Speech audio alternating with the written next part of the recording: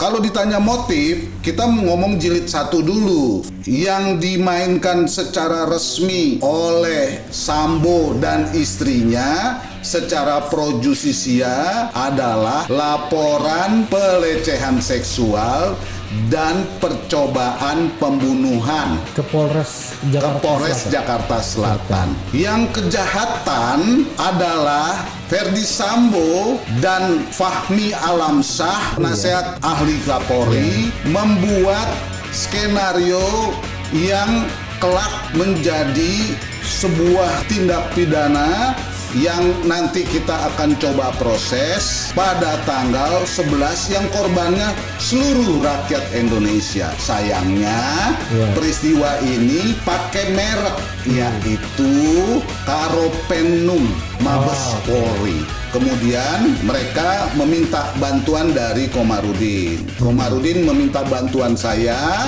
dan teman-teman. Kemudian kami bersatu. Tetapi kan ada masalah karena kami belum terima surat kuasa secara tertulis berdasarkan kop surat. Tapi kami sudah proses dan sudah dikirim fotonya. Ini harus saya jelaskan untuk memperjelas sebenarnya nanti di mana keterkaitan dengan Komnas HAM dan di mana sebenarnya legitimasi Komnas HAM di situ. Nah, setelah peristiwa tanggal 8 diumumkan tanggal 11, ada peristiwa tanggal 12, dilakukanlah koordinasi oleh Mabes Polri dan disitulah mulai juga dikatakan mulai dilansir bahwa karena masyarakat tidak percaya, untuk mengatasi ketidakpercayaan itu dilibatkanlah Kompolnas dan Komnas HAM. Ini penting nih supaya masyarakat tahu nih, ya kan? Ini benar-benar kerja atau cuma mau diperalat dijadiin stempel? Nanti kita lihat ini semua supaya semuanya jelas gitu ya. Dan saya bicara ini pro justisia. Ini saya tegaskan, jadi jangan tipu-tipu, jangan banyak ngomong manis-manis, tapi sebenarnya di hati ini pahit dan pedih sekali. Jadi sampai pagi Refli kami diperiksa dan pada waktu itu sudah berpolemik. Saya juga sudah agak heran. Kita kan puluhan tahun bolak-balik ke Mabes, tapi kali ini kami datang udah agak kaget. Kenapa? Penjagaan ketat, bukan penjagaan ketat seperti yang biasa. Mulai turun brimob dengan senjata di bawah, pakai loreng, dijaga di mana-mana. Saya kan kaget, muji-muji gitu kan. Tapi kalau udah bicara jaga marwah, wah ini akuntabel, transparan, scientific criminal investigation, bla bla bla bla bla, prek. Teman-teman sekalian, saya mengatakan prek ini itu adalah darah dan kesedihan kita yang telah dibayar oleh darah kawan-kawan kita yang jadi korban, entah Trisakti, entah Timur, entah saudara-saudara kita yang juga jadi korban pelanggaran hak asasi, extrajudicial killing. Saudara-saudara saya juga menjadi korban di kilometer 50. Itu bagian dari kesedihan yang harus kita bawa untuk memperbaiki negara ini dan menyelamatkan institusi kepolisian, bukan hanya marwahnya, institusinya, dan juga menyelamatkan negara ini agar dia tidak tersesat pada peradilan sesat. Mari kita tanggung ini sama-sama dari tangis-tangis keluarga-keluarga yang begitu sedih ini diumumkan. Dan di situ sudah dijelaskan juga bahwa tidak ada motif itu. Cuman waktu itu kan sudah sangat bau busuk dan becek, Refli. Motif itu. Saya waktu ditanya di ILC, saya bilang saya nggak mau buru-buru ke motif. Saya pengen yang ini dulu karena saya masih bertarung di bagaimana pemberkasan ini. Orang kok udah ngedorong-dorong motif. Itu kan juga jadi kepedulian kita, bukan hanya perempuan dan anak-anak. Anda bisa lihat bagaimana jejak-jejak kita memperjuangkan nasib perempuan-perempuan ini kalau dia terlibat tindak pidana dan bagaimana perilaku polisi. Jadi saya ngajar polisi itu untuk soal itu agar mereka bersiap. Jadi saya bukan anak kemarin yang mau mencaci maki dan lain sebagainya. Karena itu saya sedih dan saya mau mengingatkan kesedihan ini makin dalam kalau tiba-tiba saya gara-gara ngomong begini saya teringat Gus Dur gitu. Karena bersama dengan dialah saya sebagai anak muda pada waktu itu ikut berjuang bagaimana memisahkan polisi dari TNI. Kamu udah juga dengan air mata dan darah. Terus sekarang diminta lagi darah lagi gitu loh. Ya, jalan terus ngomong terus di mana-mana, wah ini akuntabel, ini padahal orang sudah memperlihatkan bagaimana kerja Kompolnas, bagaimana bangsa ini sudah menjadi korban berita bohong yang diproduksi oleh institusi penegak hukum.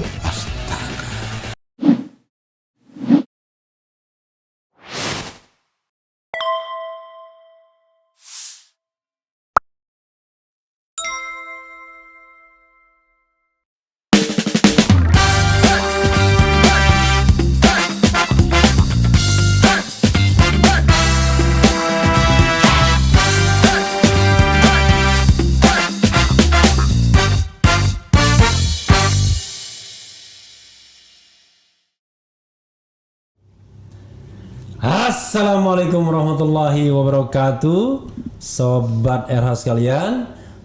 Jumpa lagi kita di channel yang keren ini. Keren Jadas. Kayak bakso gebrak ya. Jadi Sobat RH sekalian, ini sudah datang tamu saya yang ditunggu-tunggu, Johnson Panjaitan. Sorry bro. Aduh. Saya panggil bro, bung, bang ya kan. Yang penting masih B ya. Masih B. Masih B ya. Karena kalau sudah mas sudah beda jauh soalnya. Jadi saya pengen sekali mewawancarai Bro Johnson dalam 3 hal. Ya.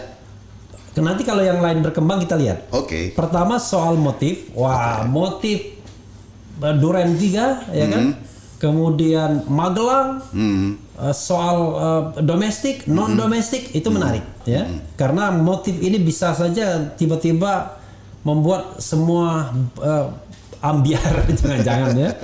Kedua, skenario Sambo. Kata Ketua Komnas HAM, Sambo ini kepala mafia, dia tahu jalan keluarnya. Oh gitu ya. Ya, dia malah mengkhawatirkan kayak Marsina. Oh iya. Semua saksi mencabut BAP, malah bebas semua. Oh. Dan sampai sekarang tak satu pun yang dihukum.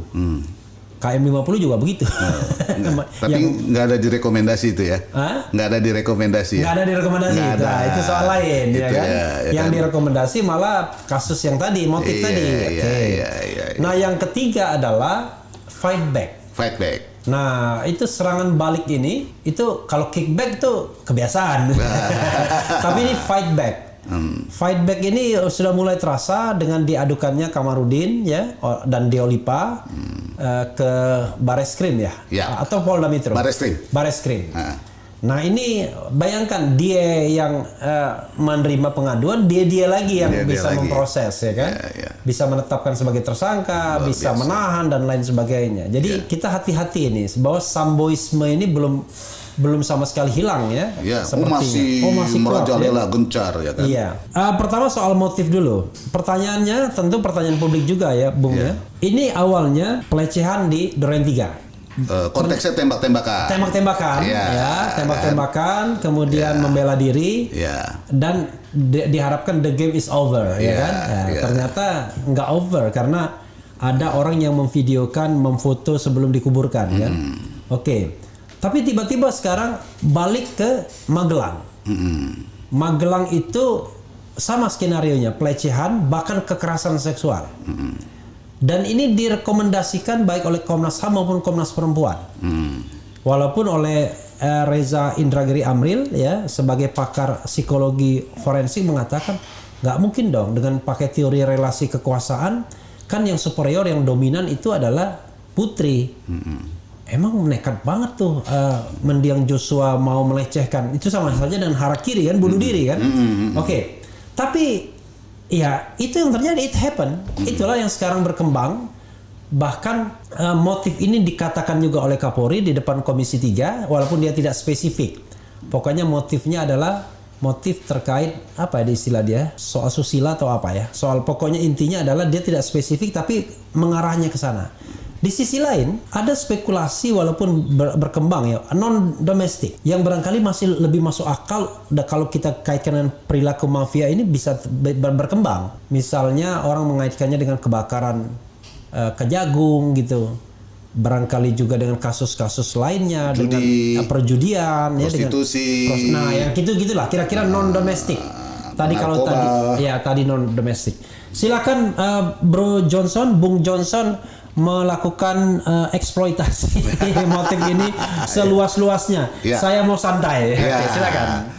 Pertama, kita kan tidak berada di ruang kosong ya. Saya juga harus memperjelas supaya saya tidak masuk pada permainan spekulasi ya. Oke. Yang pertama, saya ini adalah penerima kuasa dari keluarga korban yang ditandatangani oleh bapaknya dan ibunya. Yang kedua, sebagai kuasa dan sebagai tim kuasa kami secara resmi melaporkannya pada tanggal 18 Juli ya 2022. Laporan pembunuhan berencana. Ya. Nah, ini perlu saya perjelas. Jadi saya tidak mau berspekulasi. Saya mau platformnya pro justisia. Karena itu tahu dirilah orang-orang yang tidak pro justisia, jangan bermain-main berspekulasi karena ini bisa merusak tatanan atau kehidupan yang sedang kita coba perbaiki.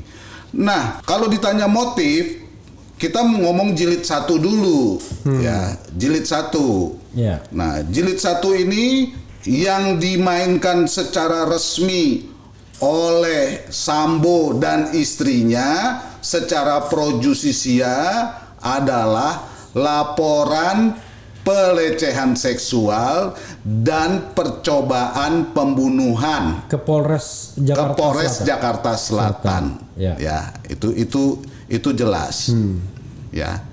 Yang kejahatan ya adalah Ferdi Sambo dan Fahmi Alamsyah, penasihat Kapolri, penasihat ahli Kapolri, membuat skenario yang kelak menjadi sebuah tindak pidana yang nanti kita akan coba proses ya pada tanggal 11 yang korbannya seluruh rakyat Indonesia. Sayangnya peristiwa ini pakai merek yaitu Karopenum Mabes Polri.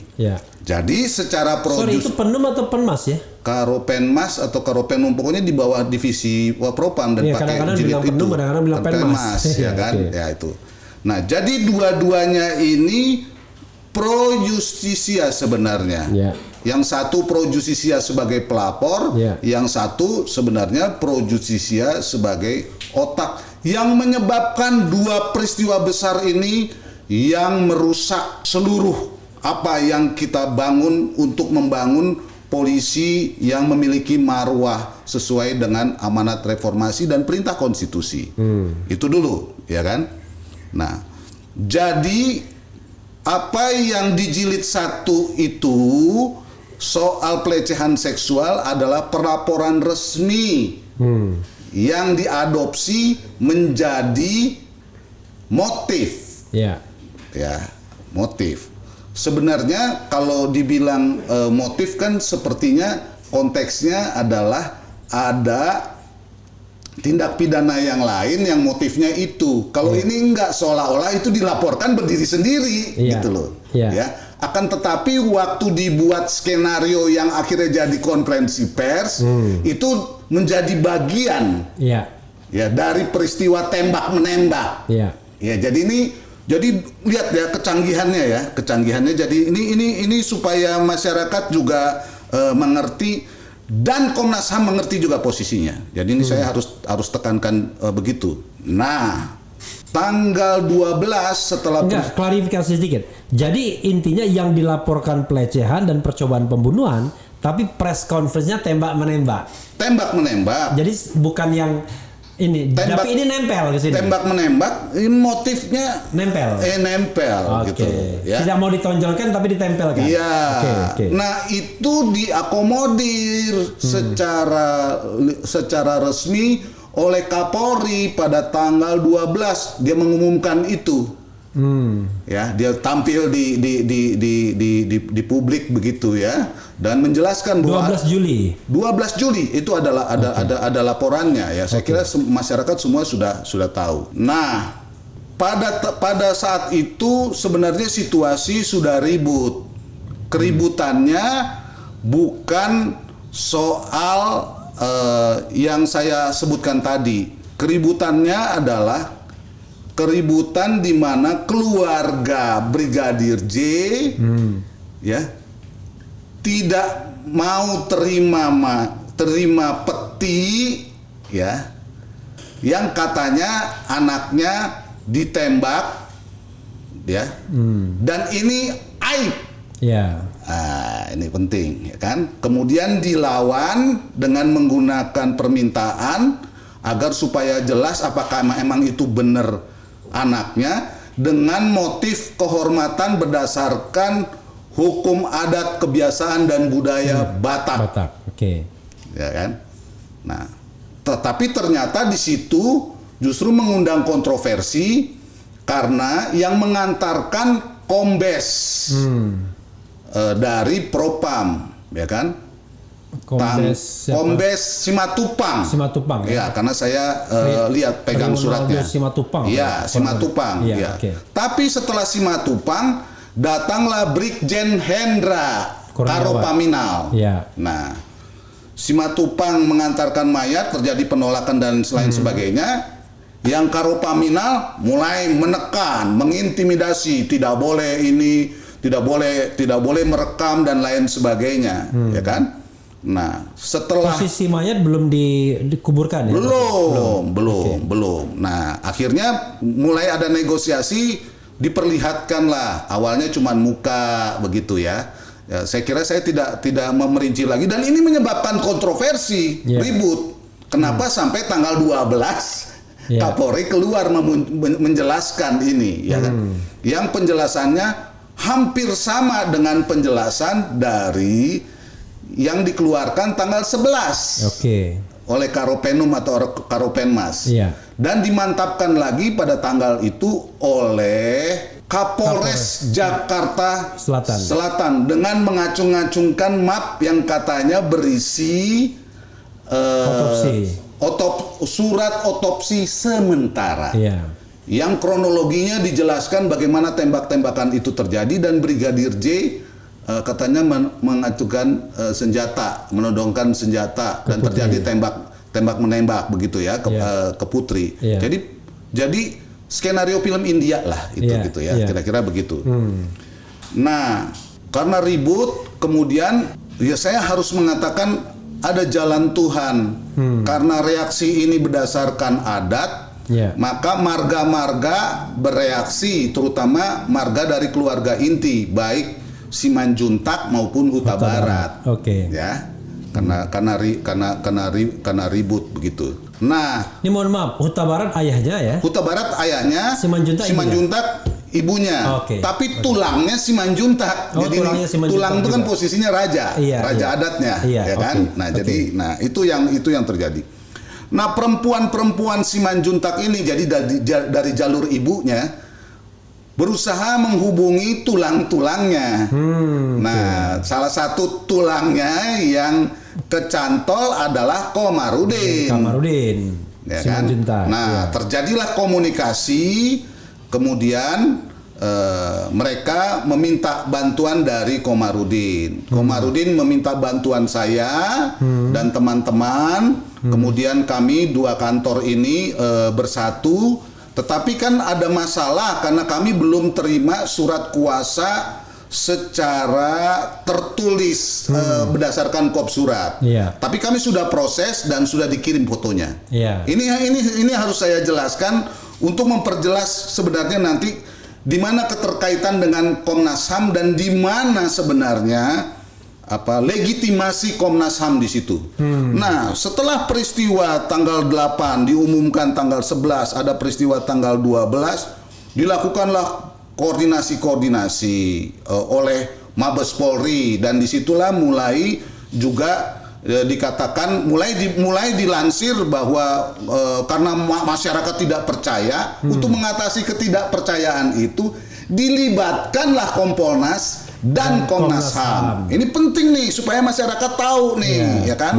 Ini benar-benar kerja atau cuma mau diperalat dijadiin stempel. Nanti kita lihat ini semua supaya semuanya jelas gitu ya. Dan saya bicara ini pro justisia gitu loh. Nah, ini harus saya tegaskan. Jadi jangan tipu-tipu, jangan banyak ngomong manis-manis, tapi sebenarnya di hati ini pahit dan pedih sekali, ya kan?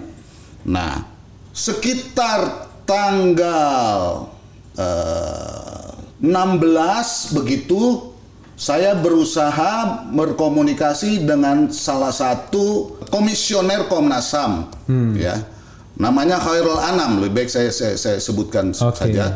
Dan saya jalan bertiga dan dia menerima berdua secara rahasia, karena saya khawatir saya belum terima surat kuasa. Nanti kalau saya ke sana, apalagi ini polisi lagi gencar-gencar koordinasi, saya khawatir serangan balik. Kalau Refli tanya, kok hati-hati bener, ini soal jam terbang, Refli. Saya kebetulan cukup lama punya pengalaman menangani kayak begini, jadi saya tahu begitu loh. Baik serangan baliknya maupun kepungan tawaran madunya. Jadi itu bukan cuma satu, Refli. Itu ada dua, ya kan? Yang manis sama yang pahit, yang ancaman sama yang tawaran-tawaran, ya kan? Ini nanti saya jelaskan itu. Nah, di situ saya jelaskan, saya kasih lihat dulu fotonya bahwa ini kami terima kuasa dan saya sebenarnya mau nanti lapor supaya kita ada kerjasama, akan tetapi saya belum punya uang untuk mengongkosi klien saya karena dia cukup jauh. Kebetulan kemampuan dari kantor kami juga terbatas, begitu ya.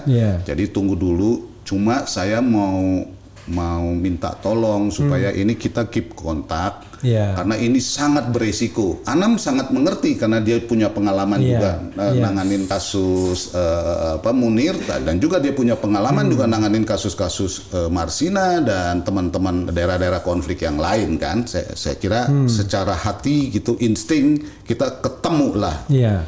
Nah, saya kaget pada waktu itu karena dia bilang terlambat Bang, karena kami setelah koordinasi dengan Wakapolri, jadi itu kan dia sorenya kan ketemu Wakapolri kan ngomong di media, wah ini kita mengundang Komnas setelah Komnasnya menyatakan sikap yang agak berbeda setelah pertemuan pertama penawaran itu kan, dia mau berdiri sendiri. Nah, justru karena dia bicara begitu makanya saya merasa ada harapan, makanya saya mendatangi Komnas. Kalau dia waktu itu dia bilang bahwa dia menjadi bagian dari itu, pasti saya tidak datang. Tapi karena saya lihat dia mau independen, saya pikir wah, this is my partner, ini bisa jadi partner saya untuk mencoba mengungkap dan membela korban begitu. Nah, dia bilang terlambat. Oh begitu ya, tapi tidak apa-apalah kalaupun terlambat. Besok kami akan berangkat. Jadi sudah diputuskan dia akan berangkat besok pagi. Pagi ini saya ketemunya malam. Besok pagi ini penerbangan pagi. Jam 6, mungkin jam 10 nanti sampai di rumah di Jambi dan kami akan bertemu dengan keluarga. Nah, saya bilang kalau begitu saya titip. Saya kira Komnas HAM nggak masalah karena institusi negara. Iya, saya bilang saya titip. Pertama, saya bilang klien saya ini susah. Ibunya itu guru honorer, bapaknya juga pekerjaannya supir, tapi nggak selalu nyupir. Kebetulan dia harus membiayai anak-anaknya, kan, termasuk Brigadir J, laki-laki yang paling tua begitu. Ada 4 anak di situ. Nah, mereka ngontrak, jadi keadaannya seperti itu kan, tapi ini kondisinya sangat keras karena ini kan udah ribut kan, udah ribut. Jadi saya titip supaya nanti kalau ketemu diproteksi lah. Terus dia bilang gampang Bang, yang penting ini jalan dulu, nanti kita koordinasi dengan LPSK. Tolonglah bisa nggak dibantu juga tiket atau apalah, kalau bisa keluarga itu dibawa ke sini lah, karena saya kan nggak bisa memproteksi, ya kan, taruh di rumah aman apa segala macam lah supaya nanti proses hukumnya kita bisa tempuh dan saya yang akan pimpin langsung untuk menjalankan itu begitu. Ya, komunikasi baik karena memang kita hubungannya kan sangat baik dan institusi ini sangat dipercaya walaupun banyak catatan-catatan kan itu. Nah, dia jalan. Nah, jadi kalau soal motif posisinya begitu Refli, ya kan? Nah, kami lapor tanggal 18 Refli. 18 Juli. Nah, kami menyiapkan 3 laporan Refli berdasarkan hasil investigasi dan bukti-bukti yang kami kumpulkan. 3. Yang pertama adalah pembunuhan berencana 340, junto pembunuhan, junto penganiayaan berat, junto dilakukan secara bersama-sama dan perbantuan. Jadi itu lengkap lengkap sekali. Nah, maksudnya lengkap ini Refli supaya ngerti. pembunuhannya nggak berdiri sendiri, jadi ini rangkaian. Saya udah melihatnya rangkaian kan. Refli tadi ingat tadi di awal keluarga sudah mengalami tekanan dan masalah-masalah soal mayat, dan si adiknya Reza itu sudah berada pada posisi tertekan. Kenapa Reza tertekan, Refli? Karena Reza mengatakan dia bagaimana mau menolak, dia disuruh tanda tangan tapi dia tidak bisa menjelaskan kepada kami via telepon kenapa kamu menandatangani itu. Dia menjelaskan, wah kalau soal mayat saya tidak tahu dan saya tidak lihat sama sekali, tapi saya tanda tangani. Langsung kami mengevaluasi, wah kelemahan legitimasi untuk mempersoalkan masalah yang dihadapi langsung hasil otopsi dan mayat ini agak lepas kan gitu kan. Karena kalau misalkan ternyata itu otopsi dilakukan tanpa izin dan lain sebagainya, ini kan bisa jadi pegangan saya di awal untuk mempersoalkan ini, tidak menggantungkan lagi soal adat gitu, Refli, ya kan, ya. Tapi tidak apa-apa, keadaannya begitu, kami kumpulkan semua sambil kami berusaha semaksimal mungkin memindahkan perempuan-perempuan dan saksi-saksi yang berani ini yang memberikan bahan kepada saya untuk agak menyingkir sehingga komunikasi kita tetap jalan. Bukti tetap kita kumpulkan. Kenapa saya bilang begitu itu penting? Karena ini pasti ada serangan balik. Karena kan ini udah ribut, Refli. Dan Kapolri sudah mereaksi kan. Dan reaksinya sesuai dengan apa yang diatur oleh Fahmi dan diatur oleh Sambo, ya kan? Tembak-tembakan dan pelecehan seksual itu. Nah, kami laporkan tanggal 18, masukin 3, ya, tentu syarat administrasi. Nah, ini penting 3 itu kan pembunuhan berencana. Pembunuhan berencana, kemudian pencurian itu 3 HP. Dan 4 nomor. Sampai sekarang belum ada loh itu. Ya itu kan laporannya ya kan. Yang ketiga peretasan. Ya, Nah kan, nah mereka minta persyaratan. Jadi Anda bisa bayangkan ya, orang miskin kasih kuasa ke lawyer gitu ya, lapor ke Mabes, nggak bisa memenuhi persyaratan dan ternyata cuma diterima 1. Jadi saya mau mengatakan ini ada problem nih di lembaga ini ya. Jadi Anda bisa bayangkan kalau Tapi Anda. Bang ini karena Abang ini tiba-tiba ada sobat RH bilang, Bang Refli kalau mau bantu sumbang untuk keluarga Joshua kemana Bang? Wah itu tentu dengan senang hati. Ada adiknya yang perempuan gitu, nanti kita berkomunikasi, saya kasih ini nomor kontaknya dan biar nanti berkomunikasi, karena jangan sampai nanti ada rekening hasil kejahatan juga yang dikirim-kirimkan, itu agak bahaya sekarang ya kan. Jadi terima kasih tentu dan kami mohon tolong dan doanya, terutama doa untuk ibu Rosti supaya dia bisa kembali pulih agar dia bisa mengajar, karena anak-anak muridnya sudah rindu sekali untuk dia mengajar. Sementara di mana sekarang Bu Rosti? Ada di Jakarta?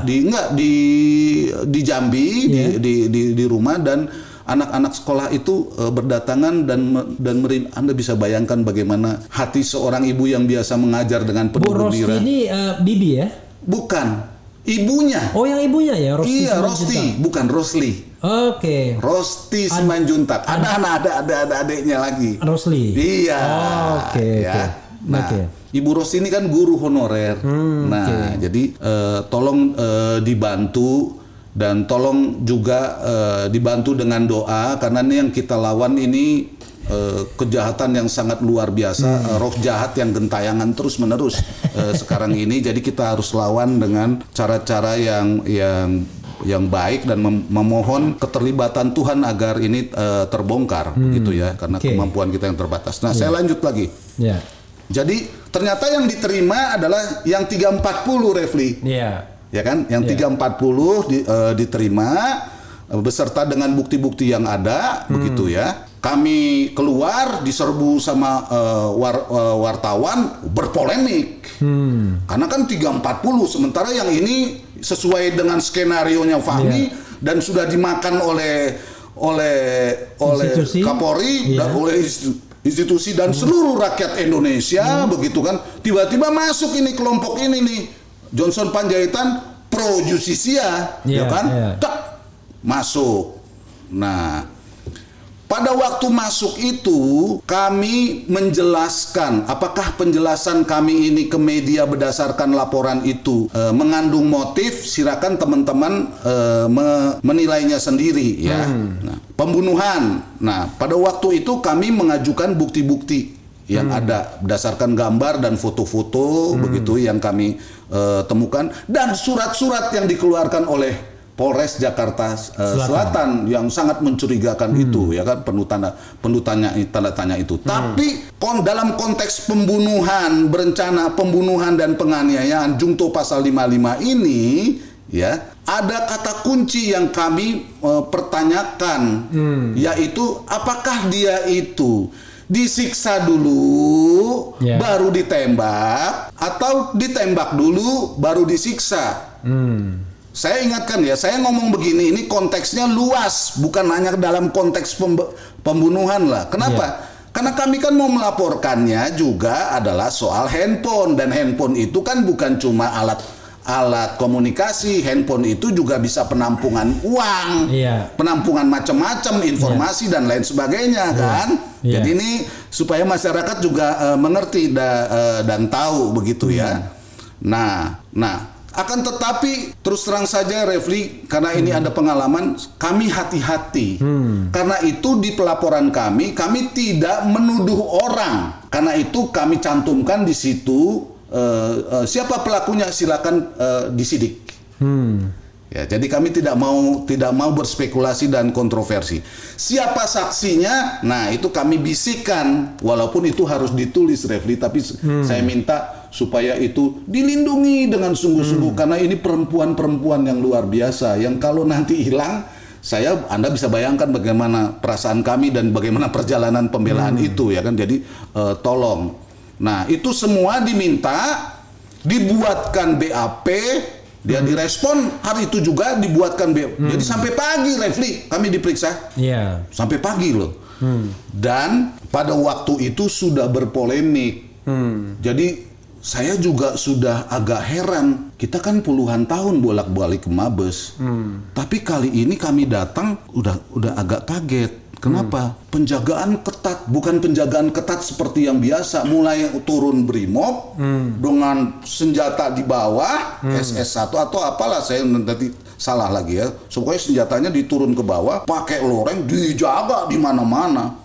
Saya kan kaget. Ya jelek-jelek begini kan temannya polisi juga ya kan. Iya. Kan? Kok gini? Saya tanya, kenapa nih bos? Ini kenapa harus sampai kayak gini? Hati-hati, kita sendiri juga bahaya, makanya nih Bang. Jadi kami mohon tolonglah. Oh, masa sih? Ini Mabes kalian terancam begitu? Ya, pokoknya sudah jangan ngomong gede-gede Bang. Kita ini aja lah, yang penting ini jalan. Oh ya. Anda bisa bayangkan polisi di Mabes begitu, bagaimana kita yang sipil yang datang dari luar, Refli, ya. Begitu mencekamnya, ya kan?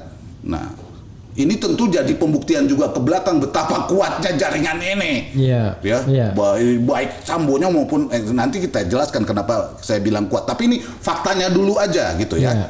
Nah, diproses. Nah, tahu-tahu institusi saya mau ngomong institusi karena kalau oknum terlampau banyak soalnya kan. Ini meneruskan proses itu Refli, pelaporan yang pelecehan seksual dan percobaan pembunuhan itu dia jalan terus. Kenapa? Karena aktif itu juru bicara resmi institusi itu aktif menjelaskan soal perkembangan itu, ya kan? Wah, saya mulai ini berarti ini perang isu nih kita di publik kan begitu. Tapi Refli, di luar dugaan dan itu tangan Tuhan, rakyat lebih percaya laporan dan penjelasan kami yang pro justisia loh. Jadi awalnya mereka mencurigai karena banyak kelemahan-kelemahan. Pada waktu kami setelah melaporkan secara resmi, Refli, itu kami didukung bener dan diyakini betul karena sudah on the track pro justisia. Jadi saya juga kan udah nggak mungkin lagi ngarang-ngarang kan, udah sesuai karena udah diambil keterangan secara resmi kan begitu. Nah, perang itu terjadi, kami diundang, awalnya undangan resminya adalah pemeriksaan awal dari pelaporan kami. Nggak taunya yang terjadi adalah kami rapat, Refli, dengan 11 jenderal. Kalau saya hitung ada 11 jenderal. Belum lagi yang kombes apa segala macam. Bersama dengan Kompolnas, saya lihat di situ ada Benny Mamoto, ada juga Pungki di situ untuk kita bicara, begitu kan? Wah. Nah, sementara pada waktu proses kami diperiksa, kami pulang, kami mengajukan surat permohonan ekshumasi, ekshumasi dan visum et repertum, kemudian prarekonstruksi, ya. Nah, yang tidak kami cantumkan di situ adalah dikuburkan kembali dengan kehormatan. Yeah. Tidak tertulis di situ. Yeah. Ya. Nah, saya mau ngomong acara itu dulu, rapat itu. Jadi prosedur jalan, ternyata rapat itu bertarung di situ, ya kan? Komarudin menjelaskan isinya sama persis seperti isi berita acara dan bukti-bukti yang kami ajukan. Saya mulai bicara, ya kan? Karena yang bicara cuma kami berdua, walaupun yang hadir tim lengkap. Nah, saya bilang, jujurlah, gitu ya. Jujurlah supaya kita bisa ungkap. Kami akan bekerja sama membantu. Karena tujuan kami adalah sama-sama mau menegakkan hukum dan menjaga marwah Polri. Menjaga marwah institusi. Saya ngomongnya malah lebih panjang. Karena pengalaman saya bilang jangan sampai ini buntutnya sampai juga taruhan negara ke praktek peradilan sesat. Saya udah ya ini karena ada pengalaman, saya bilang begitu. Tapi, nah ada tapinya saya bilang. Di sini nih ada hadir Pak Benny Mamoto, saya bilang nih kawan-kawan jenderal dan teman-teman yang ada di sini, saya mau bilang begini, saya baru saja bersama dengan Pak Benny juga dan Sambo, ya kan, mengajar di Sespimti, ya kan, dan saya orang yang juga bersama dengan teman-teman yang lain, ya civil society yang lain, selalu saja ikut mengkampanyekan dan memperjuangkan, mengkampanyekan dan memperjuangkan, karena belum jadi soalnya, ya kan, masih banyak masalah, supaya polisi humanis. Saya bilang humanis itu kan bukan hanya untuk orang luar. Humanis itu juga untuk keluarga sendiri. Jadi saya minta supaya kalau ini semua nanti jalan, kan itu kan harus dibongkar, ya kan? Maka tolong dikembalikan itu sesuai dengan surat penerimaan mayat, di mana saya bawa suratnya, Refli, di mana kalimat terakhir yang ditandatangani oleh Simatupang bahwa itu akan ditindaklanjuti dengan upacara. Ya kan? Upacara. Kenapa? Karena pada waktu yang lalu upacara itu ditiadakan padahal sudah diumumkan oleh gereja dan pendeta. Dan ibunya diiyakan, salah satu yang akan menyambut petembakan dan prosedur itu adalah Brimob, karena dia bangga sama anaknya yang Brimob itu. Ternyata nggak ada. Ya, jadi memang benar-benar penguburannya penguburan aib. Ya. Ini saya harus tekankan karena itu bahasanya Hendra itu, aib itu, ya, yang selalu diulang-ulang. Nah, tidak diiyakan, tidak ditolak begitu loh. Kami merasa bahwa komunikasi itu bagus lah, karena kan forumnya juga yang tadinya kelihatan udah tegang karena di luar kan berpolemik. Yang ini skenario film India, yang ini ngelaporin pembunuhan berencana dengan tuduhan-tuduhan bahwa ini disiksa dulu dan lain sebagainya. Dan kemungkinan TKP-nya tidak hanya atau tidak di Duren 3. Jadi bisa saja sebelum itu. Karena itu kalau dilihat dari jejak digitalnya, kami kan mulai bicara berdasarkan bukti hasil komunikasi terakhir dengan orang tua jam 10.50. Surat pengantar itu jam 5 mayat sudah ditemukan. Sementara Magelang kan itu kan hitungan-hitungan yang tapi kami bukan ngarang, kami berdasarkan surat dan dokumen yang ada dan hasil investigasi dan komunikasi yang masih kita miliki saat itu, ya kan? Nah, jadi kami bikin analisis itu. Dan misalnya saja kenapa kami ngomong penyiksaan, ya terus terang saja kami ini pengacara. Saya juga belajar forensik ya, tapi kan tidak terlampau lama dan mendalam, ya kan? Karena luka-luka yang ada itu sangat mencurigakan karena bukan hanya luka tembak saja, Refli, ya kan? Ada juga luka sayatan dan lain sebagainya. Maka pertanyaannya, ini disiksa dulu atau ditembak dulu atau disiksa? Dan Dan sebagai orang yang berpengalaman menangani kasus-kasus penyiksaan kayak begini, biasanya kalau seksual itu tolong harus diperhatikan adalah dubur dan kemaluan. Karena apa? Karena keluarga pada waktu melakukan langkah berani dalam rangka mengumpulkan bukti itu tidak berhasil membuka sampai bawah, Refli. Keburu polisinya masuk. Iya, maksudnya ke bawah itu sampai ke dubur, bukan cuma kemaluan, jadi nggak bisa begitu ya.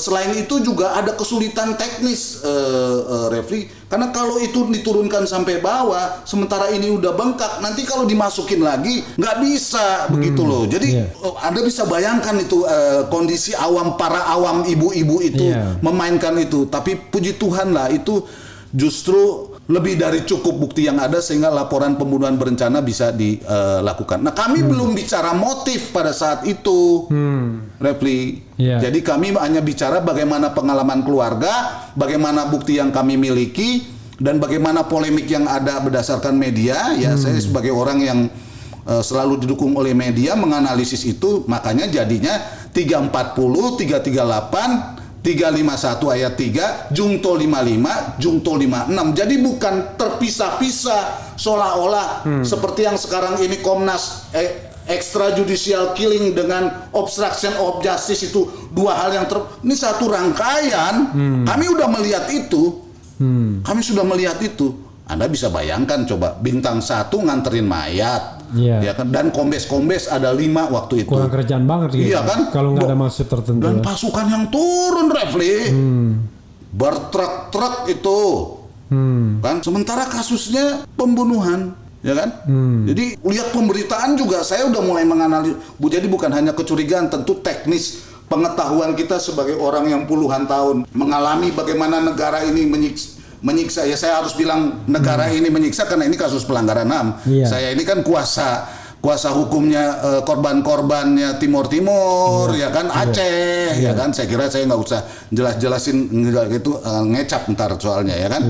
Nah, jadi pengalaman itulah yang saya buat agar pro justisia saya tidak ada kelemahan hingga tidak ada serangan balik. Kalau serangan balik diancam, dibunuh itu kan biasa. Kan saya udah melalui itu. Tapi yang agak pahit dan menyakitkan, dan saya kira juga Refli ngalami kan, kalau kita udah lagi kenceng-kencengnya tiba-tiba dilaporkan plek, ya kan, tangkep, nyesek banget, ya kan, menghina lah, inilah berita bohong lah, bla bla bla bla bla, prek gitu ya.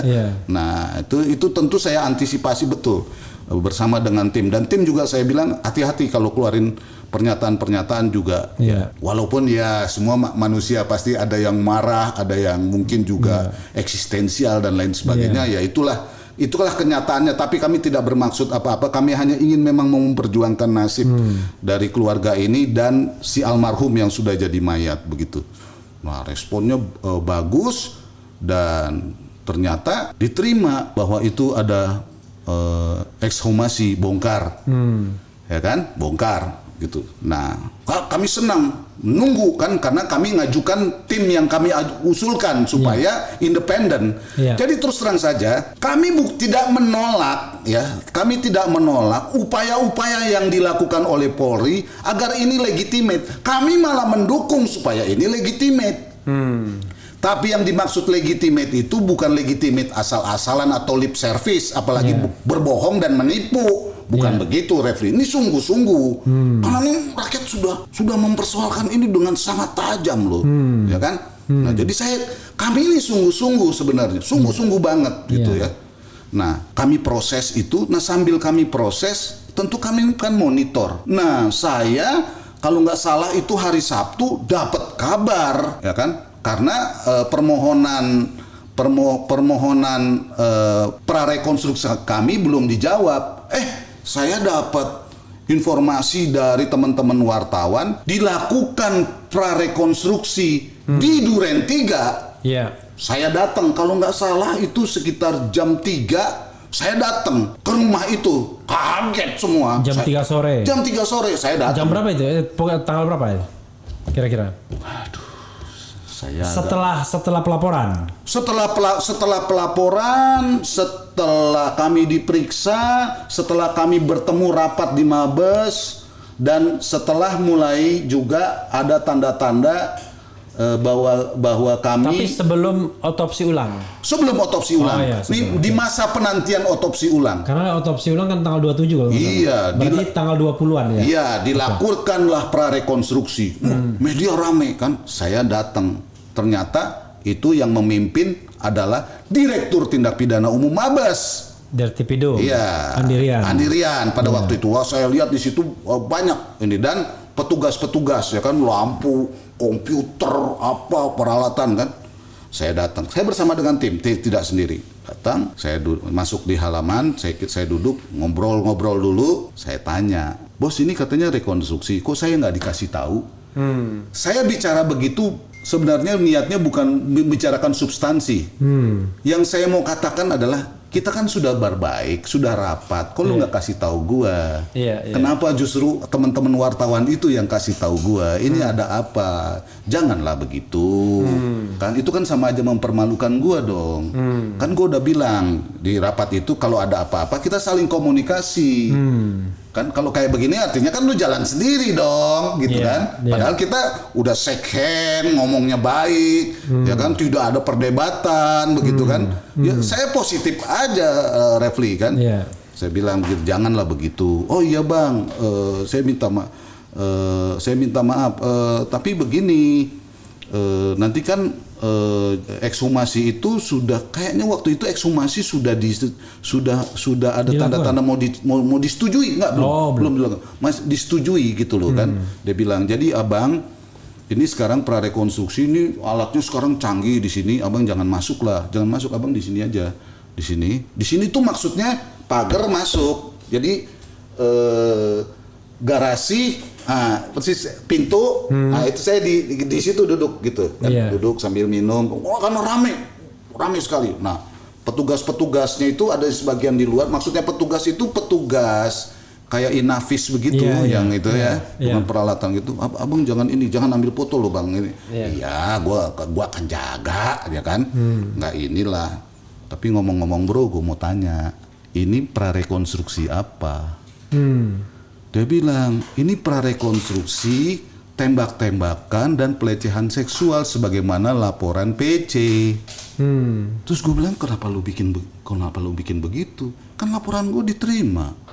Ya itu kan bisa jalan aja sambil simultan. Wah, tapi kemarin lu udah bilang, kesimpulan dalam hati saya berarti dua-duanya ini dijalankan. Tentu saya berpikir yang jalan duluan dong yang lebih kuat, apalagi dia punya duit dan lain sebagaimana dan jaringannya ya kan. Apalagi Kapolri juga, wah ini udah gerombolan penjahat ini. Saya pulang, saya keluar, saya ngomong sama media. Nah, inilah di situlah kalau Refli lihat di situ saya sudah mulai marah karena saya udah mulai merasa ditipu. Kenapa saya bilang ditipu? Rapat baik-baik di Mabes dengan para orang-orang yang terhormat itu yang jago-jago sekali menangani tindak pidana. Ya kan kita kan sering ketemu, Refli, jadi saling mengenal ya kan. Kok saya ditipu kayak begini? Saya tersinggung sakit hati. Tapi bagaimana ya kepedihan ini lihat keluarga korban, ya saya harus bisa kendalikan diri jangan sampai. Tapi Anda tahu sendiri kan karena media juga marah dan lain sebagainya, pertanyaannya buset tajam banget itu. Tapi saya berusaha tenang, saya kendalikan begitu. Ya harus perjuangkan sama-sama agar ini terbongkar, tapi transparan, ini ngomong saintifik ini gitu-gitulah ya kan. Dengan semangat begitu loh saya ini kan. Tapi saya udah merasa ini ada yang gak beres ya. Dan pada saat itu saya juga udah tahu bahwa tim itu juga komunikasi langsung dengan Kapolda karena beberapa pejabat yang hadir bersama saya di situ ada yang pamit, saya dipanggil Kapolda, jadi gitu loh. Ya kita kan pengalaman ya kan. Begitu ininya kan gitu kan. Saya lihat gitu kan. Waduh, rumahnya begini ya. Gitu ya. Nah, saya ngomong mulai di situ. Di situ udah itu kemarahan saya pertama setelah ditipu dan dibohongi oleh rapat resmi di internal Mabes. Ya kan? Nah, dilakukanlah ekshumasi, ya. Nah, kami bagi dua si Komarudin dan keluarga melayani polisi-polisi di Jambi. Iya. Di Jambi maksudnya di hotel BW di kota Jambi. Saya turun langsung ke lapangan. Tidur bersama dengan penduduk di sana. Saya udah tahu karena kan udah mulai diumumkan bahwa ekshumasi itu akan dilakukan tidak di lapangan katanya, tapi akan dibawa ke rumah RSUD di kota. Yeah. Waduh, saya pikir wah ini udah bahaya, saya bilang kan. Karena biar bagaimanapun kita tidak memiliki sejumlah alasan yang cukup kuat kalau itu di rumah sakit gede untuk masuk, Refli. Saya udah, ya kita kan punya pengalaman kan begitu kan. Sementara seluruh proses ini baru bisa jalan apabila seluruh rakyat melihat kasus ini. Kalau nggak lihat, waduh, tutuplah ini semua, gitu kan. Nah, saya terus desak minta pada masyarakat dan kepada seluruh jaringan kita dan rakyat agar tetap saja ekshumasi itu dilakukan di kuburan, gitu ya, di kuburan, di makam, supaya semua melihat, ya kan? Saya udah mencurigai gara-gara pengalaman prarekonstruksi itu, karena saya udah merasa ditipu kan.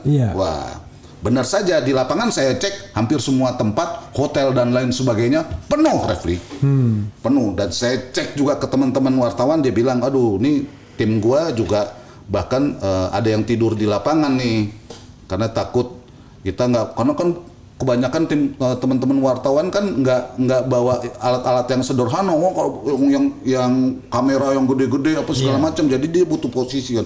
Wah, saya kesimpulkan, wah, lapangan sudah tidak kita kuasai. Saya rapat di tim juga, saya bilang sama Komarudin, wah, ini lapangan tidak kita kuasai. Jadi Anda saja yang berunding secara teknis, bagaimana nanti kita saling komunikasi dan briefing. Saya cuma titip beberapa pertanyaan dan hal yang akan dilakukan di ekshumasi itu agar dilakukan secara benar, terutama yang menyangkut kemaluan dan dubur, ya, dan soal-soal yang menyangkut seksual, ya, karena ini kan udah ada pelaporan seksual, kan. Saya bilang itu tolong sangat diperhatikan karena itu pasti akan dimainkan. Jadi saya juga udah menghitung dari sejak awal kan. Apalagi lawyernya kan juga mulai ngomong kan kemana-mana. Bahkan ada lawyer yang pada waktu itu dengan sangat gagah berani dan perkasa sekali begitu. Padahal junior saya yang mengatakan bahwa Baradae pahlawan kan gitu. Karena kan sudah mulai juga diperiksa oleh Komnas gitu ya. Kenapa saya kesenyum? Karena kita ini bergaul di antara mereka juga. Oke, terus. Iya kan? Saya juga jadi agak set deh. Wah, udah klien gue masih mati, terus ada yang nembak ngaku pahlawan gitu kan. Ini dunia bagaimana, apa gue udah terlampau tua ya begini kok keadaannya begitu ya. Nah, jalan saya dibantu oleh masyarakat dan teman-teman dari Peradi, anak-anak muda dari Peradi di Jambi. Kami turun ke lapangan. Nah, si Komarudin rapat dengan tim para dokter, kemudian dengan polisi-polisi itu secara teknis dan keluarga di sana. Saya begitu masuk, saya langsung konferensi pers di depan rumah sakit di wilayah itu, di mana, di sungai Bahar itu, ya kan. Saya sudah menjelaskan 4 posisi, Refli, ya, 4 posisi. 3 pro justisia, 1 tidak pro justisia. Yang pro justisia adalah laporan PC tentang pelecehan seksual, laporan PC tentang pencobaan pembunuhan, laporan kami keluarga tentang pembunuhan berencana. Dan ekshumasi ini dilakukan konteksnya yang ini. Ini belum di SP3 loh. Belum ada pengumuman itu. Ini yang jalan. Dan yang satu lagi saya bilang tidak pro justisia. Ujung dari yang 3 ini pasti ke pengadilan, ya kan? Yang satu ini paling rekomendasi ke presiden atau ke lembaga-lembaga negara lah saya bilang, supaya teman-teman ini mengerti. Tapi di situ sudah saya tambahkan, hati-hati. Karena apa? Karena Sambo bukan hanya kepala divisi Propam, tapi juga saya sambil tunjukkan SK-nya.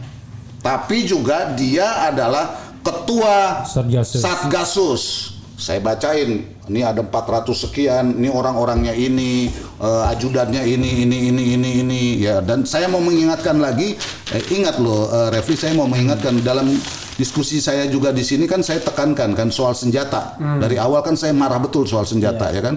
Dan ini kita harus berhati-hati karena senjata ada di mana-mana dan lain sebagainya, ya kan. Nah, saya sudah lansir di situ dengan sangat hati-hati, Refli. Kalau saya tidak pegang bukti, tentu saya tidak berani. Tapi saya lihat, wah, ini ada kayak begini, maka saya sudah lansir. Jadi selain 3 pro justisia, ada 1 yang tidak pro justisia tapi ada 1 yang non struktural. Wow, ya kan? Kalau yang pro justisia kan pasti struktural dong. Yang 1 tidak pro justisia tadi apa? Komnas. Oh, Komnas. Oke. Ya kan? Dia kan nggak pro justisia, ya kan? Oke. Nah, yang 1 lagi, kalau saya sebenarnya mau cari mau ngambil istilah-istilah dari bahasa Inggris yang sering digunakan hak asasi, ekstra kan, kayak extrajudicial killing gitu loh. Tapi kalau pasukan yang di luar struktur kayak pengalaman saya di Papua, di tim-tim atau di Aceh itu kan ada tuh yang di luar struktur.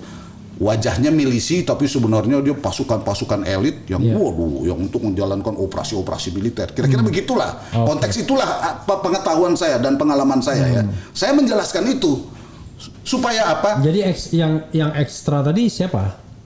Yang ekstra itu tadi ya Satgasus. Karena itu waktu itu saya tekankan supaya Sambo dihentikan juga dari situ, dan semuanya harus diaudit dan dievaluasi, saya bilang, karena ini akan jadi perlawanan yang sangat keras dan menyeramkan. Awalnya kan cuma dinonaktifkan sebagai Kadipropam, tapi Satgasus enggak. Nah yang saya mau katakan terhadap pertanyaannya Refli tadi, ya kan, awalnya saya ngomongkan soal penyiksaan, pembunuhan dan lain sebagainya. Di sini sebenarnya saya mulai kasih variabel yang agak baru yang bisa saja membawa kita ke motif yang lebih besar, ya, yang akhirnya dalam perkembangan sekarang kan mulai juga berkembang soal judi online, narkoba, seksual, uang haram, jual mobil mewah dan lain sebagainya, kebakaran kejagung gitu loh. Jadi ini bukannya tanpa dasar rakyat berspekulasi itu, tapi saya tidak berspekulasi, Refli. Semua itu kita buatkan BAP-nya di Mabes, pro justisia, begitu ya. Saya ingatkan lagi, pro justisia di Mabes, ya. Jadi bukan pelengkap, ya, bukan pelengkap. Nah, jalan. Yang pelengkap itu Komnas HAM. Saya tidak bilang begitu. Nah, karena itu antara pelengkap dan pembenar, terus jadi juru bicara juga kayaknya beda-beda tipis di semua nih nanti ya. Ya, ini kan juga bagian dari kritik kita lah, karena ini lembaga tercinta nih. Aduh, saya sedih banget kalau sudah mulai ngomong begini, Refli. Saya sedih gitu karena saya puluhan tahun kan membangun reputasi profesi saya, di mana sampai hari ini masih banyak teman-teman saya yang mayatnya saja nggak saya lihat. Saya mungkin agak emosional dan sedih ya kalau begini. Mudah-mudahan ini juga jadi kesedihan seluruh rakyat ya, betapa negara ini selalu meminta korban dari rakyatnya, terutama rakyat yang kecil, miskin begitu, yang akhirnya atas nama hukum, atas nama hak asasi menyedihkan, sangat menyedihkan. Dan itulah saya kira spirit yang menggerakkan Refli juga dan banyak teman juga gitu ya. Bukan hanya aktivis tapi ibu-ibu kita untuk terus memperjuangkan negara ini menjadi lebih baik. Tapi kita harus selesaikan ini. Kan begitu. Ya. Nah, ya. Mudah-mudahan doa ibu-ibu terutama dari Ibu Rosti, Ibu dari Brigadir J selalu membakar dan menyemangati kami. Seperti Tuhan menjawab darah Habil yang dibunuh oleh kakaknya. Saya meyakini itu sebagai modal saya. Kenapa saya harus ngomong begitu, Refli? Karena di dalam prosesnya saya terkaget-kaget karena secara resmi institusi lewat Kapolri mengumumkan bahwa ini pembunuhan berencana yang jalan. Kemudian pelaporan dari yang dua itu, yang pelecehan seksual dan percobaan pembunuhan dihentikan karena tidak ada tindak pidananya. Iya, tidak ditemukan tindak pidana. Tidak ditemukan tindak pidana, Refli. Ya, tidak ditemukan tindak pidana. Walaupun sudah dilakukan prarekonstruksi. Ya, saya senang dan gembira, dan ternyata itu dilanjutkan pertanggungjawaban itu dengan komunikasi yang begitu baik antara Kapolri dengan Komisi 3 yang isinya KUR. Ya kan? KUR. Mungkin juga ada request lagu-lagu dan saweran, saya kira kan. Kalau nyanyi-nyanyi gitu kan, rame-rame kan biasanya request lagu dan biasanya nyawer tuh, ya kan. Sehingga lagunya sama gitu loh, sama enaknya semuanya, muji-muji gitu kan. Tapi kalau udah bicara jaga marwah, wah ini akuntabel, transparan, scientific criminal investigation, bla bla bla bla bla, prek. Teman-teman sekalian, saya mengatakan prek ini itu adalah darah dan kesedihan kita yang telah dibayar oleh darah kawan-kawan kita yang menjadi korban, entah Trisakti, entah Timur, entah saudara-saudara kita yang juga jadi korban pelanggaran hak asasi, extrajudicial killing. Saudara-saudara saya juga yang jadi korban di kilometer 50.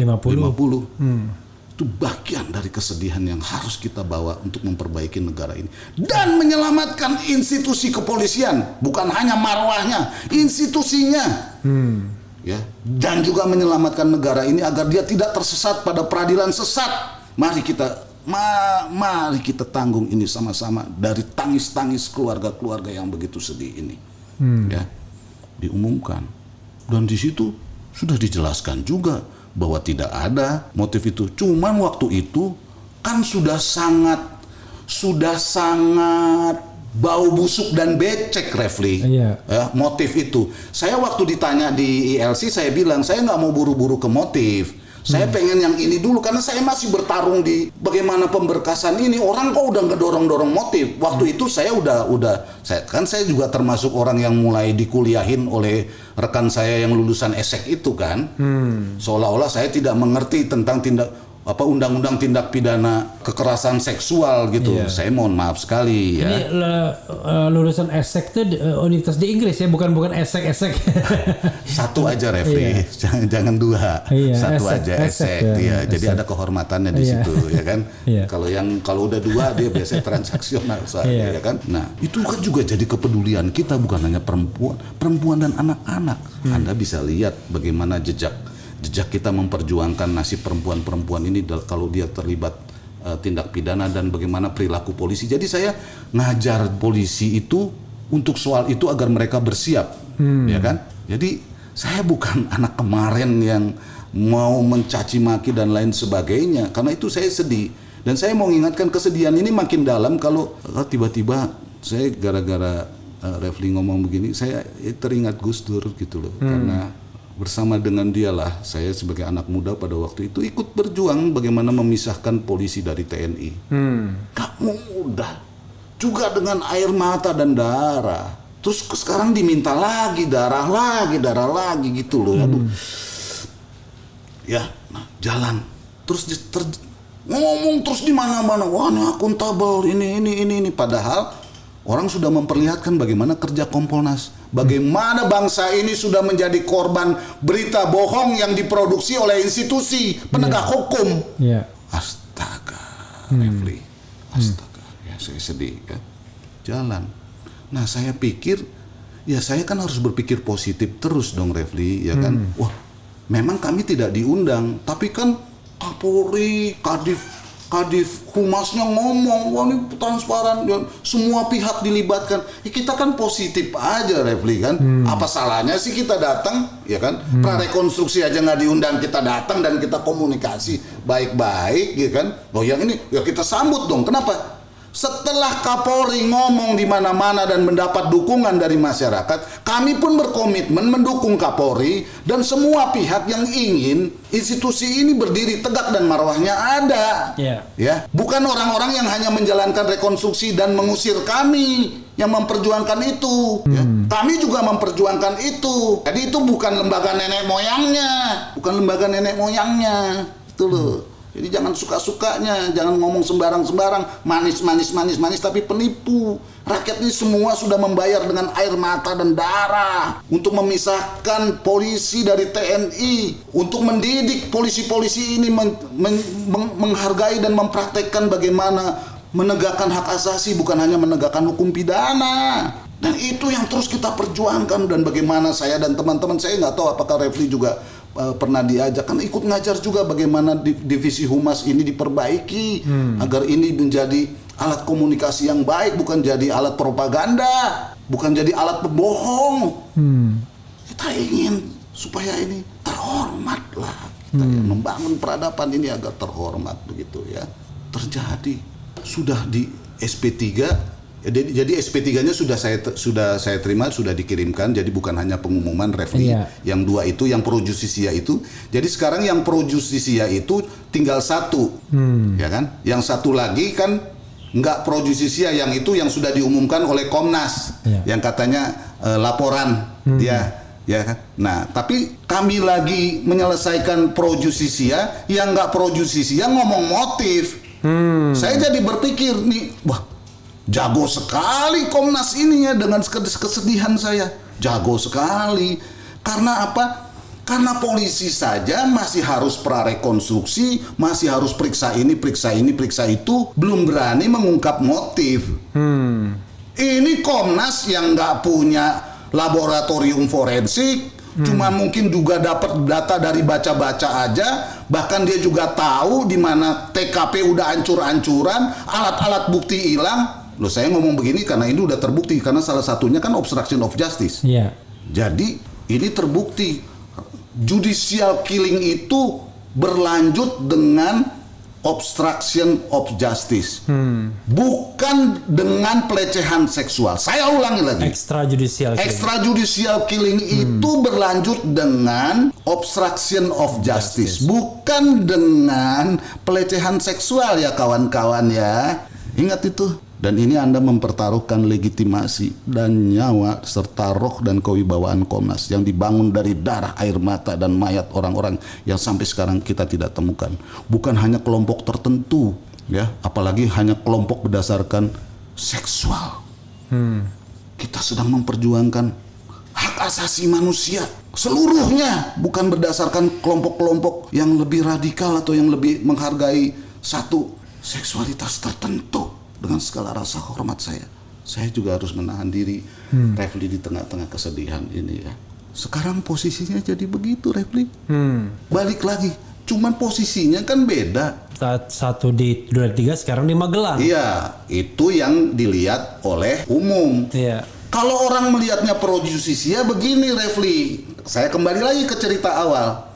Yang pro justisia sudah di SP3, nggak ada jalannya pro justisia. Tahu-tahu yang tidak pro justisia ngomong soal pelecehan.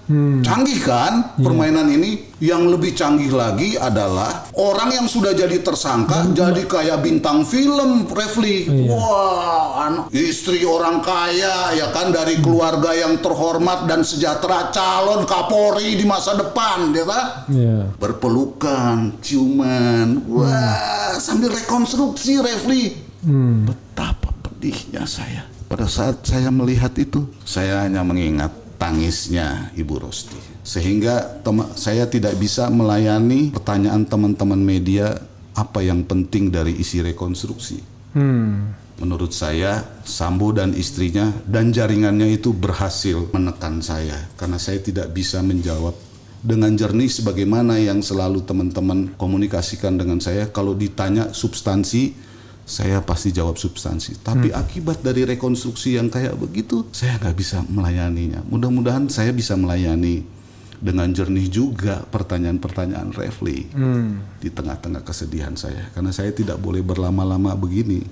Ya, saya harus bangkit terus dan kuat bersama dengan teman-teman. Dan saya yakin doa ibu-ibu yang didiskriminasi yang sekarang ini juga ditahan, yang sudah ditahan begitu ya, yang juga punya anak dan terus memperjuangkan nasibnya walaupun sudah divonis, walaupun belum divonis begitu ya, dia tetap memperjuangkan keadilan dengan menghormati hukum, tidak sebagaimana Putri PC itu yang menunjukkan bagaimana kelasnya dia, ya kan? kemudian memunculkan lagi isu pelecehan seksual. Hanya dari sebuah pengakuan atau cerita-cerita, entah di mana itu, entah berdasarkan BAP atau bagaimana. Tapi saya heran kalau PC saya masih, atau siapa Kuat ya, silakan saja, atau siapa Ricky tadi kan punya kepentingan, ya, dia punya kepentingan, dan ingat dia tersangka. Yang punya hak ingkar dan terbiasa cabut-cabut. Dan saya mau ingatkan kepada kita semua, rakyat seluruh Indonesia ya, orang-orang yang kayak begini inilah yang bisa membuat peradilan sesat, yang akhirnya kita tidak bisa mendapatkan kebenaran material maupun kebenaran substansial maupun kebenaran formil. Karena undang-undangnya membolehkan mereka berbohong, mencabut, apalagi kalau mereka kaya, apalagi itu suami istri ya. Refli, di dalam praktek ya, secara resmi memang Kadif Propamnya Sambo. Tapi yang mengontrol semua apa segala macam rumah tangga, uang apa segala macam, termasuk ajudan dan lain sebagainya kan juga Putri. Pertanyaan saya, apakah Putri juga mengatur semua Satgasus? Misalnya kebutuhan-kebutuhan Satgasus misalnya. Makanya dia di luar terus. Iya, kami kan tidak tahu karena DPR tidak menggunakan hak konstitusionalnya untuk mengecek ini agar pertanyaan publik terjawab dan kita mendapatkan rasa keadilan. Iya. Nggak ada, yang ada KUR. Memang sih saya harus agak melucu sedikit di tengah kesedihan saya. Ojo dibanding-banding katanya ya kan? Ya, tapi beda kelas. Ya, beda kelas, Refli. Beda kelas. Jadi saya kira kecanggihan yang mutakhir tentang motif yang ini luar biasa. Tapi yang sudah mencapai titik maksimal untuk membangun soal motif ini adalah Komnas HAM yang tidak pro justisia. Sementara polisinya belum berhasil. Saya baca Komnas HAM dan Komnas Perempuan juga. Ya itu. Nah saya nggak tahu nih, ini duet atau satu atau bagaimana, atau ini ada jaringannya. Kenapa saya bilang ini ada jaringannya? Karena kan sebelumnya mereka ketemu juga, dan bahkan ada psikolognya lah dan lain sebagainya lah. Ya, saya tidak mau terpleset, Refli, karena ini banyak orang-orang kaya yang jago, yang lawyernya juga jago-jago, yang lagi nunggu saya salah karena marah. Saya nggak marah. Laporkan. Iya, ya, saya lagi nggak marah, saya lagi sedih. Saya nggak boleh marah, karena kalau marah saya nggak bisa menyelesaikan tugas utama saya. Jadi Anda jangan terus-menerus pancing-pancing saya marah karena menikmati telenovela atau teletabis. Ya, saya mau bersama dengan teman-teman saya dan Refli Harun pada hari ini untuk mengemukakan fakta-fakta agar pro justisia ini berdiri tegak, sehingga kita tidak lagi menjadi konsumen berita bohong yang menuju ke peradilan sesat dan mengakibatkan negara ini hancur. Karena kita mau pemilu, kita punya masalah ekonomi, rakyat susah. Ya, Bang Johnson ya, saya ingin stop soal motif di sini. Ya. Nanti saya ingin bergerak ke bagian kedua, soal yang terkait dengan skenario yang Bang Johnson khawatirkan peradilan sesat. Ya. Karena kita tahu bahwa saksi-saksinya itu yang ngikutin kejadian baik di Duren 3 maupun di Magelang, itunya orangnya itu aja. Itu juga. Dan posisinya ini mohon maaf 4-1. Iya, dan itu 4-1 kalau bola. Iya. Kalau posisi berkas ya, itu splitsing dan saksi mahkota. I see. Ingat loh. Iya. Splitsing dan saksi mahkota, di mana semua itu terutama yang 4 ini ya, memiliki hak ingkar, berbohong dan mencabut berita acara. Iya. Ingat itu. Dan tidak ada saksi lain di luar yang tidak punya kepentingan. Iya, dan ini dibiayai dengan sangat besar. Saya tidak fitnah, karena Baradae dan Kuat dijanjikan 1 miliar 500. Itu bukan kata Johnson Panjaitan.